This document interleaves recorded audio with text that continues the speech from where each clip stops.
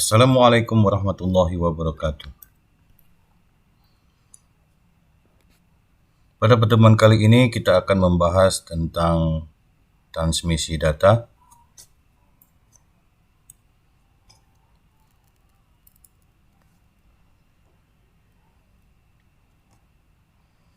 Yang pertama adalah konsep dan terminologi. Kesuksesan transmisi data tergantung pada dua faktor, yaitu noise sinyal yang ditransmisikan dan karakteristik media transmisi. Tujuan dari materi ini adalah tentang sifat kedua faktor ini. Bagian pertama menampilkan beberapa konsep dan istilah dari bidang teknis, dan poin kedua membedakan penggunaan istilah analog dan digital. Baik data digital maupun analog dapat ditransmisikan menggunakan sinyal digital dan analog.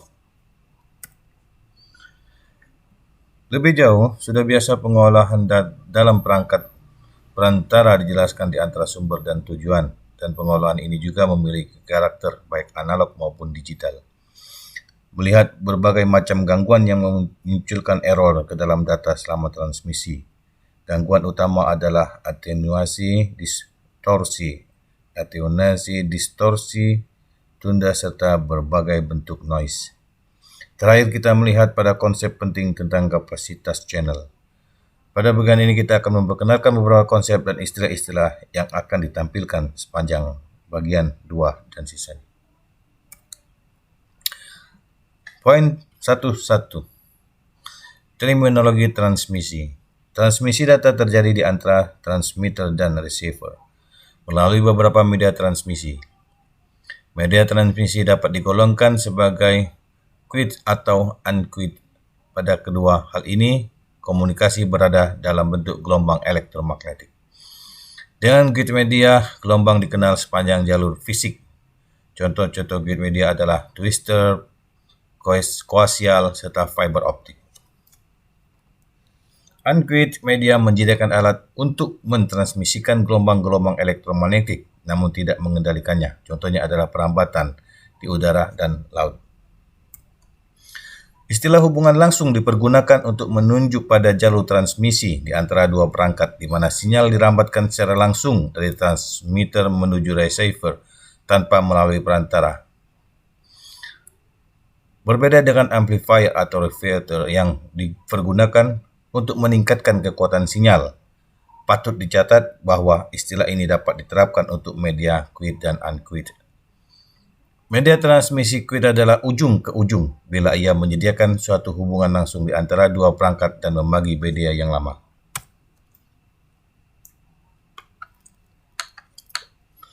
Pada sebuah bentuk multi-point quid, lebih dari dua perangkat membagi media yang sama. Sebuah transmisi dapat berupa simplex, hal duplex, atau full duplex. Pada transmisi simplex, sinyal ditransmisikan hanya pada satu direction atau satu arah. Pada hal duplex, dapat mentransmisikan namun hanya satu transmisi pada saat yang sama. Pada full duplex, kedua transmisi bisa mentransmisikan secara bersamaan. Pada kasus berikutnya, media membawa sinyal pada kedua arah pada saat yang sama, sedangkan hal ini bisa terjadi. Bagaimana hal ini bisa terjadi? Kita mencatat bahwa definisi yang baru saja diberikan merupakan definisi yang paling umum digunakan di Amerika Serikat. Poin 1.2. Frekuensi, spektrum, dan bandwidth. Sebuah sinyal digerakkan melalui sebuah transmitter, client, ditransmisikan melalui suatu media. Sinyal merupakan suatu fungsi waktu, namun juga dapat diekspresikan sebagai suatu fungsi frekuensi, di mana sinyal terdiri dari komponen-komponen frekuensi yang berbeda. Pandangan frekuensi domain dari suatu sinyal lebih penting bagi suatu pemahaman mengenai transmisi data dibanding pandangan time domainnya. Kita lihat konsep time domain. Bila dipandang suatu fungsi waktu, sebuah sinyal elektromagnetik dapat berupa sinyal kontinu atau discrete. Sinyal kontinu adalah sinyal di mana intensitasnya berubah-ubah dalam bentuk halus sepanjang waktu. Dengan kata lain, tidak ada sinyal yang terputus atau kontinu. Sedangkan sinyal diskret adalah sinyal di mana intensitasnya mempertahankan level yang konstan selama beberapa periode waktu dan kemudian berubah ke level konstan yang lain. Sinyal pendek yang paling sederhana adalah sinyal periodik, di mana pola sinyal yang sama berulang setiap waktu. Ini adalah gambar dari sinyal kontinu dan diskret.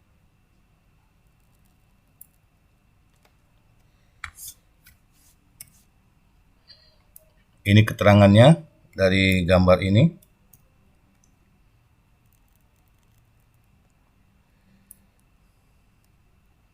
Ini gambar dari sinyal periodik.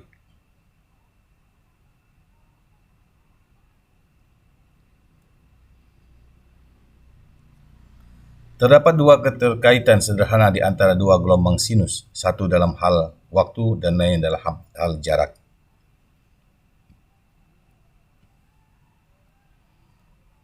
Menentukan panjang gelombang dari suatu sinyal saat jarak ditepati oleh suatu putaran tunggal atau menggunakan cara lain. Ini keterangan dari sinyal gambar periodik.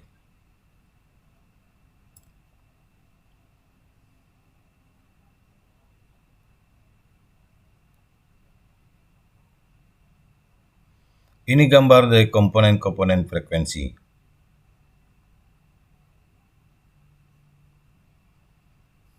Ini gambar dari frekuensi domain representasi. Ini keterangannya.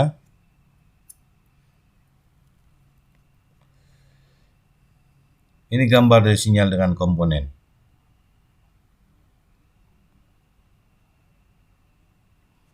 Kita masuk ke hubungan antara data rates dan bandwidth.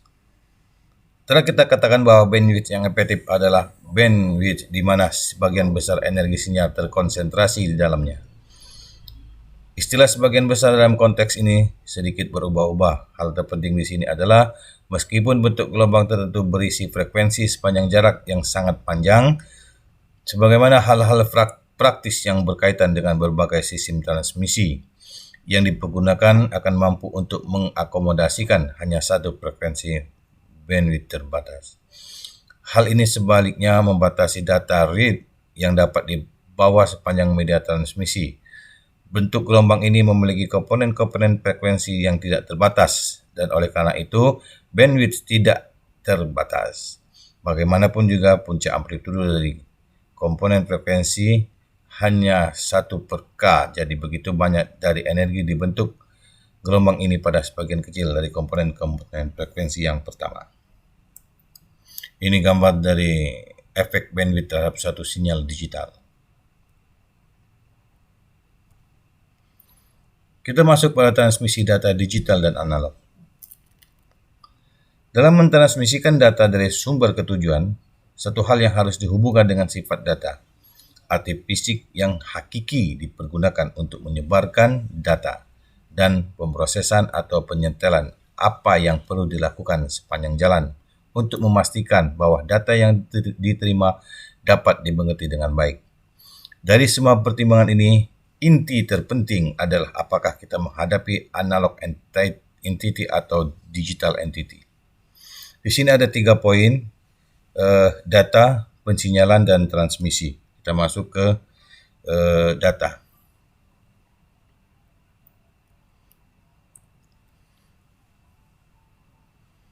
Kita dapat menunjukkan data sebagai entiti yang menyampaikan arti atau informasi. Sinyal adalah tampilan data elektrik atau elektromagnetik. Pensinyalan berarti penyebaran sinyal secara fisik melalui suatu media yang sesuai.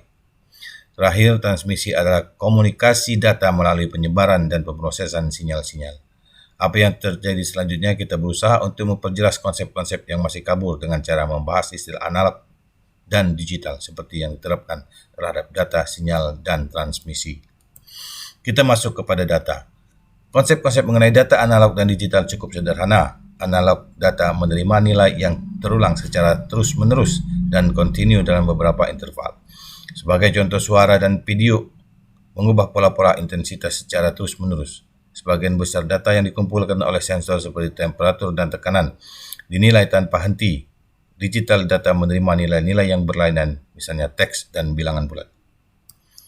Contoh yang paling dikenal dari analog data adalah audio, di mana dalam bentuk gelombang suara akustik dapat dirasakan manusia secara langsung.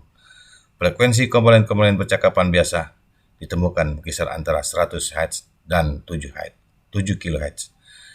Meskipun sebagian besar energi percakapan ini terpusat pada frekuensi yang lebih rendah, dari uji coba yang dilakukan menunjukkan bahwa frekuensi bisa mencapai 600 sampai 700 Hz, sedikit menambah kejelasan percakapan tersebut sehingga dapat diterima di telinga manusia. Masuk kepada sinyal. Dalam suatu sistem komunikasi, data disebarkan dari satu titik ke titik yang lain melalui sebuah alat sinyal elektrik. Suatu sinyal analog merupakan aneka macam gelombang elektromagnetik yang berlangsung terus-menerus, yang kemungkinan disebarkan lewat berbagai macam media, tergantung pada spektrum. Contohnya media kabel, semacam kabel UTP dan koaksial, dan fiber optik, dan atmosfer atau ruang perambatan. Sinyal digital adalah suatu rangkaian voltase pulsa yang bisa ditransmisikan melalui sebuah media kabel. Seperti contoh, suatu level voltase positif konstan ditunjukkan sebagai biner bilangan 1, sedangkan level voltase negatif konstan dengan biner bilangan 0. Kita masuk kepada data dan sinyal. Sinyal-sinyal analog yang dipergunakan untuk menampilkan data analog dan sinyal-sinyal digital untuk menampilkan data digital.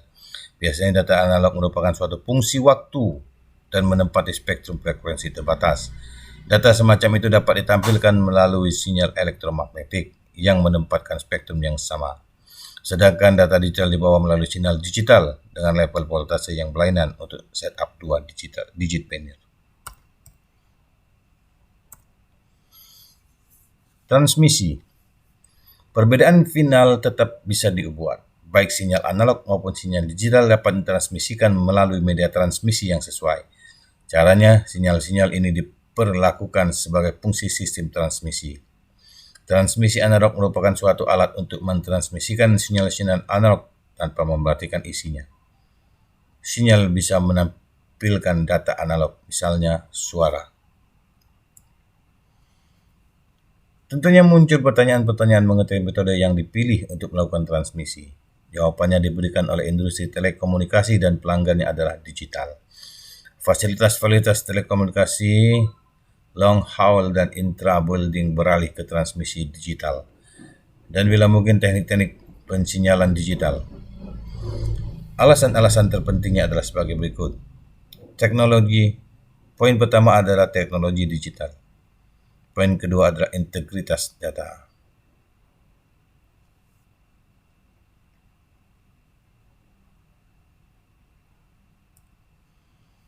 Poin ketiga adalah penggunaan kapasitas.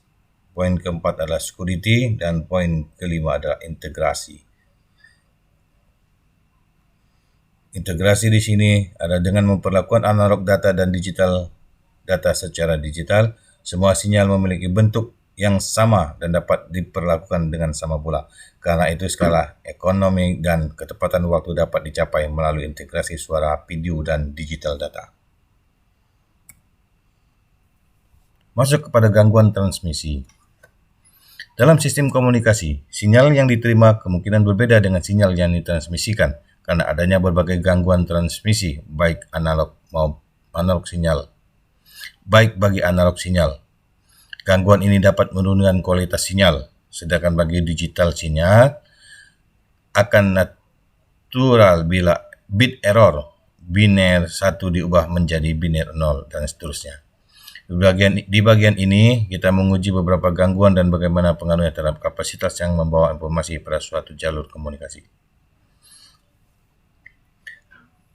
Gangguan yang paling signifikan adalah sebagai berikut. Poin pertama adalah atenuasi dan distorsi atenuasi.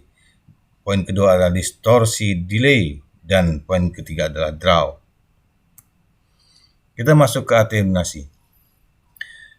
Kekuatan sinyal berkurang bila jaraknya terlalu jauh melalui media transmisi. Untuk quid media, penurunan dalam hal kekuatan atau atenuasi pada umumnya mengikuti fungsi logaritma. sehingga biasanya dinyatakan sebagai jumlah desibel konstan per unit jarak. Aturasi adalah fungsi yang lebih kompleks dari jarak. Aturasi membuahkan 3 pertimbangan untuk membangun transmisi. Pertama, sinyal yang diterima harus cukup kuat sehingga arus elektromagnetik pada receiver bisa mendeteksi sinyal. Kedua, sinyal harus mempertahankan level yang lebih tinggi dibanding draw yang diterima tanpa error. Dan poin ketiga adalah aturasi merupakan fungsi frekuensi yang meningkat. Komponen frekuensi pada bagian akhir voice band di tingkat yang lebih tinggi lebih diperdemah dibandingkan dengan yang berada pada frekuensi yang lebih rendah.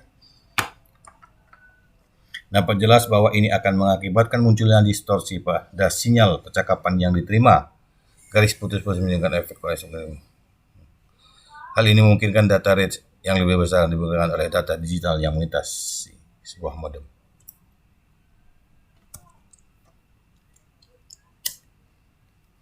Masuk pada distorsi delay atau tunda. Distorsi tunda merupakan sebuah fenomena khas pada media quiz. Distorsi yang terjadi disebabkan oleh kenyataan bahwa kecepatan penyebaran sebuah sinyal melewati medium quiz berbeda dengan frekuensi. Untuk sebuah sinyal band terbatas, kecepatannya cenderung sangat tinggi di dekat pusat frekuensi dan turun mengarah pada kedua sisi band.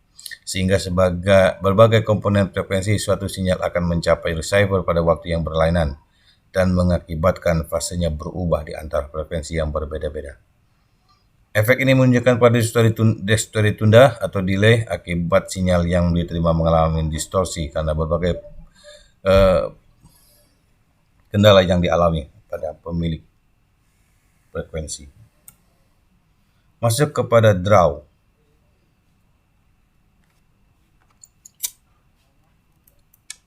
Untuk suatu peristiwa pentransmisian data, sinyal yang diterima akan berisikan sinyal-sinyal yang ditransmisikan, dimodifikasi oleh berbagai distorsi dan terjadi melalui sistem transmisi. Plus sinyal-sinyal tambahan yang tidak diinginkan yang diselipkan di suatu tempat di antara transmisi dan penerimaan.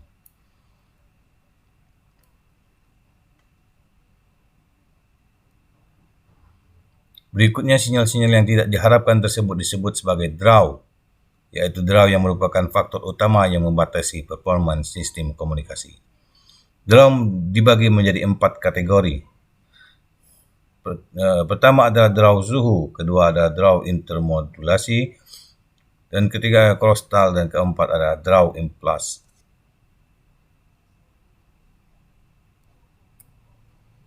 Masuk kepada crosstal, dialami oleh sistem siapapun yang saat menggunakan telepon terdengar percakapan lain. Ini merupakan konsep yang tidak diharapkan yang terjadi di antara 4 sinyal.